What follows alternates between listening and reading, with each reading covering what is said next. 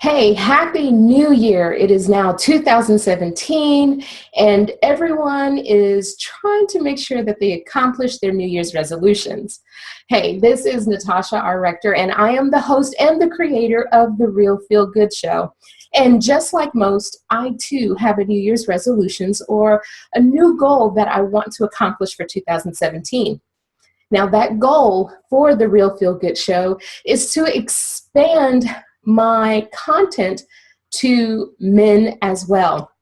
Now, ladies, since June of 2016, I've been highlighting you and allowing you to share your stories of those of triumph, of you breaking free from other people's expectations. Well, I've been getting a lot of feedback from women and from men that men have stories too.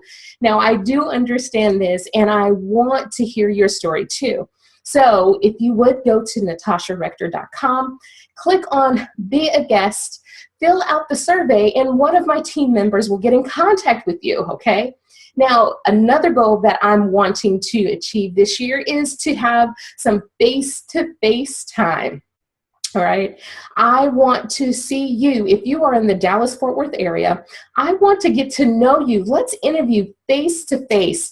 Me, my cameras, and my crew, we will meet you at a location and we'll just have a conversation just like we do online. So what I want you to do, if you or if you know someone, whether a male or female, and you're wanting to be a guest of the Real Feel Good Show, go ahead and go to natasharector.com. You can also find me on Facebook at Natasha Rochelle Rector, and on Instagram, Natasha R. Rector, okay? So you can find me all over, all right?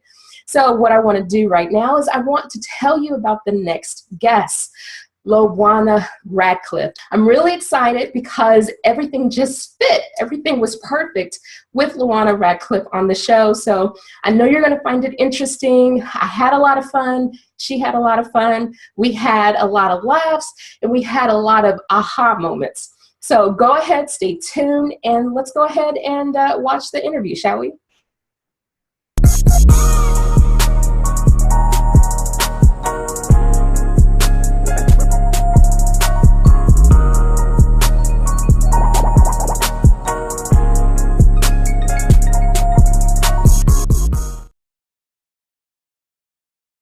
Thank you, everyone, for pressing play. I'm excited that you're here, and you're going to learn some pretty cool stuff from my next guest, LaJuana Radcliffe, and you're going to find out that you're going to love her just like I do. Now, even though I haven't known her for very long at all, you're really going to love her personality and the things that she stands behind. So help me to welcome LaJuana. LaJuana, thanks for joining me today. I'm so excited and thrilled that you took time out of your busy schedule to spend it with me.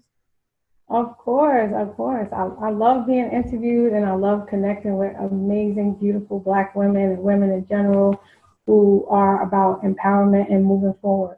Yes, thank you. I appreciate that. And so what I would like to know is, tell me who you are professionally. What is it that you do? I'm a life coach. I've been a life coach for almost 2 years, but I would say I was born a life coach. I mean, I remember being 5 years old and everybody's like, you got a big mouth, like be quiet. And I was always standing up for people who were picked on, you know, people saw as weak. Even when I was about 16, I joined, I could have been, I think, no, older than that, like 17, almost 18, I joined a group in high school for troubled girls. Mm-hmm. And instead of me like sharing, you know, my situation, I was basically telling the girls the best way to get through things. And the therapist is looking at me like, and then I was like, do you guys want hugs? And they were like, yes, hug us. And I'm hugging everybody. And the therapist is looking at me like, she's like taking my job. Wow. I believe like your life purpose is always whispering to you from birth, from when you're a child. It's always there. Mm-hmm. Life and other things get in the way. So me, as far as being a life coach, I specialize in spirituality, healing emotional traumas, and conquering fears and self-esteem building. Wow. Okay. So yeah, you started very, very young. You just knew that was what you were It was supposed something that was there, but I didn't want to be a therapist. I didn't want to spend 20 years in school to be a therapist, right? Right. Because the whole medication thing, and I was just like, no, I believe that the majority of our problems are spiritual. Mm. And if we don't look at the natural world and the spirit, we don't merge those. We just look at what's natural, what's what we can see, hear, taste, and all, like our senses.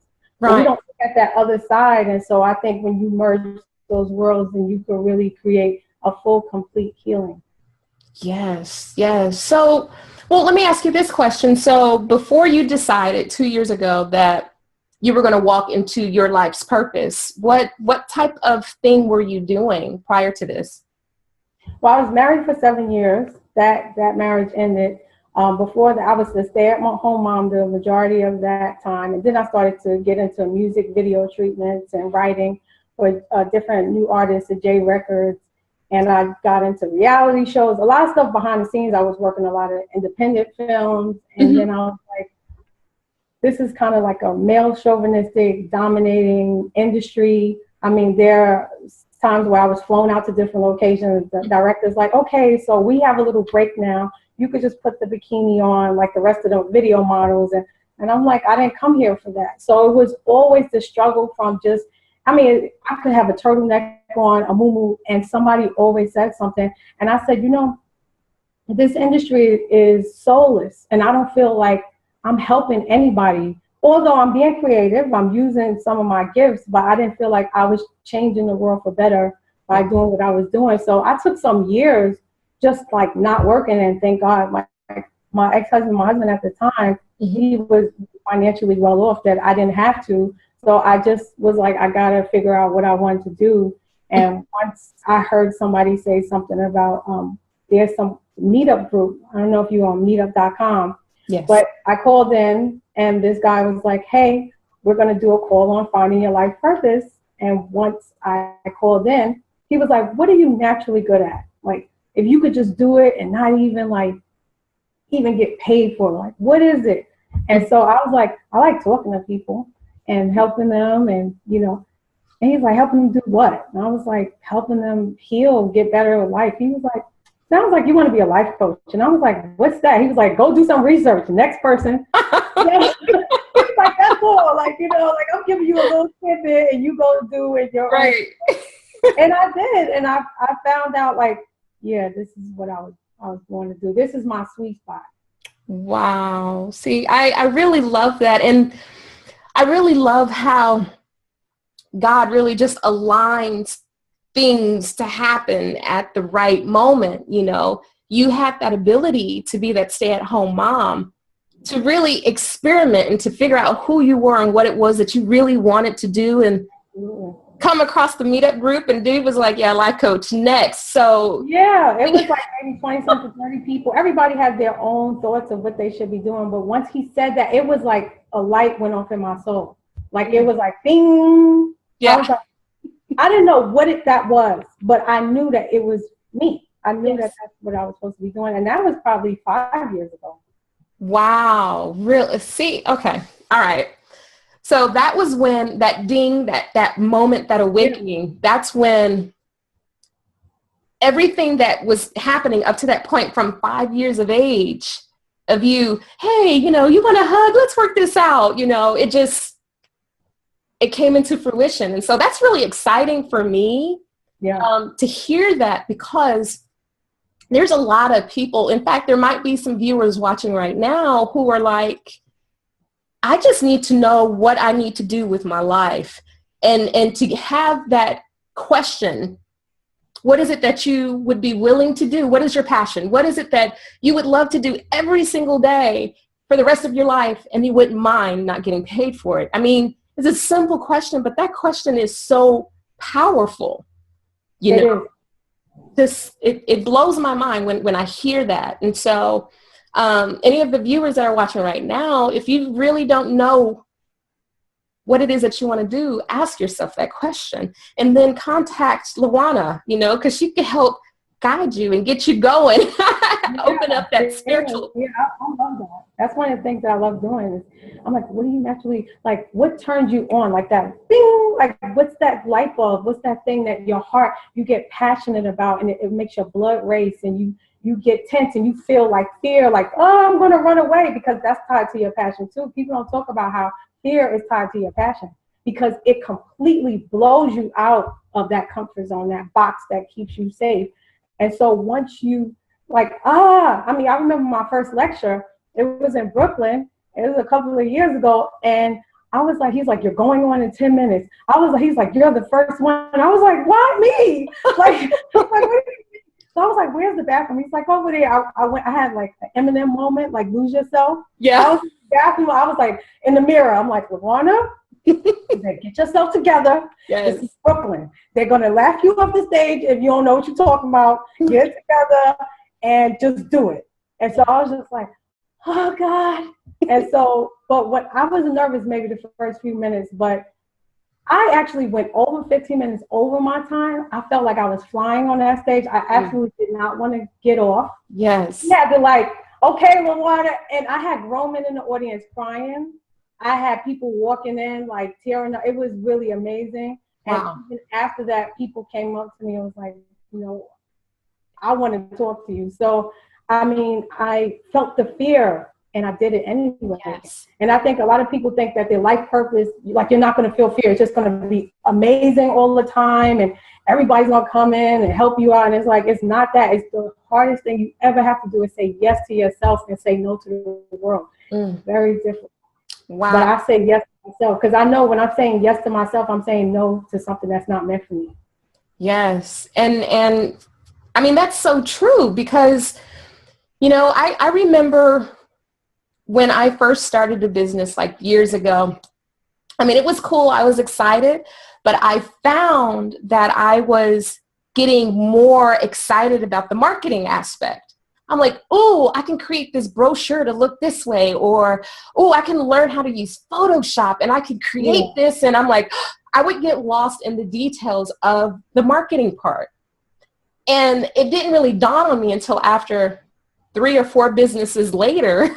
Right, yeah. And I was like, this is it. This is it. And once I decided that this was what I wanted to do, saying yes to myself, yes to my purpose, it was very scary because anytime you're doing any type of creation, it's you're creating it with a certain part of yourself. It becomes personal. You know what I mean? And so when you share that with the world, it's open for ridicule. And so I had issues letting go because this was what I was doing. But when I was focused on selling XYZ widget, I didn't care so much. You know what I mean? But when it's solely what you're doing, you're like, I don't know if they're going to like it. Right. But it was the best decision ever. And, and then, have you experienced, like, once you finally got in line with what it was that your life's whisper and what it was that you're supposed to do, it was like everything just started gravitating towards you. People all the time. I don't know if you see some of my posts on Facebook, but I've been on Facebook maybe for about 5 months, and I just got back on maybe about a month ago. When I was on Facebook maybe since 2009, 10. When I got on a month ago, I had 300 and something friends. If you look now, I have almost 5,000. I actually have 5,000. On Christmas, I deleted a whole bunch of people. But I was getting 50 friend requests like every 10 minutes. And I don't even know why, honestly. I was off for 5 months because I felt like stuck with family, people, a lot of negativity. And I was just like, I need a break from Facebook. But once I got back on, it was like, and then all these opportunities, even talking to you. I posted something positive. One of your friends saw it. Right. It was like, you guys need to link up. And it lights the way for you. It's really like a runway, the airport, right? You're there, and it's like, I know the direction that I'm going in, and you get the light and you get the signal, and and you take off. Because that day that we were introduced to each other, I was like, okay, it was a friend that I've known from many, many, many, many years ago, and we totally lost contact for 18 years. Wow. 18 years. Stumbled across a picture online, reached out, and we had just, catching up. Oh my gosh, what have you been up to? Yeah. Shared what I did and was like, you need to hook up with this woman here. I was like, do you know her? No, not really. What a backstory. Just love the information that you were providing online. And again, when you are in line with your life's whisper or your purpose, gravitation, everything just starts pulling towards you, and you end up meeting people who you would have never known would be willing to help you. Absolutely. So I find that really fascinating. And I think too, like from my experience, the more I'm aligned with what I was born to do, I don't even feel jealousy anymore. Yes. When I see other women, other people doing great things, I used to, when I was in the music industry and film industry, I used to feel jealousy all the time. Oh, I started with this person. How is she or he ahead of me? And yeah, I feel like there is no competition. Yeah. There is none, because even if it's 50 other life coaches, everybody has their own unique lane. We bring different talents, gifts, heart, spirit, mind, life experience. We all bring different things. So there is no competition. We're all unique. That's right. That is, I just had a conversation today. I'm